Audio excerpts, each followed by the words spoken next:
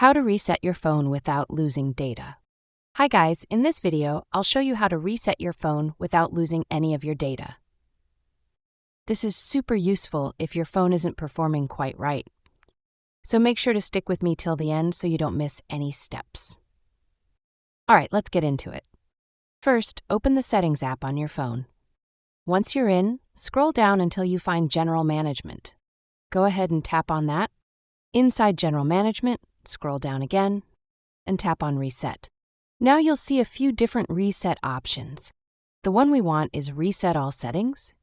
This option resets all your settings like Wi-Fi, Bluetooth, and display preferences, but don't worry, it will not delete your apps, files, photos, or personal data.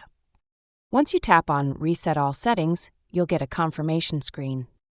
Just read through the info, and if you're sure, go ahead and tap Reset Settings at the bottom. You might need to enter your PIN or password to confirm. And that's how you can reset your phone without losing data. Now your phone will restart and all the settings will be back to default, but your data will stay safe and sound. If this guide helped you out, make sure to give it a like, subscribe for more helpful tips, and drop a comment if you've got any questions. Thanks for watching, and I'll see you in the next one.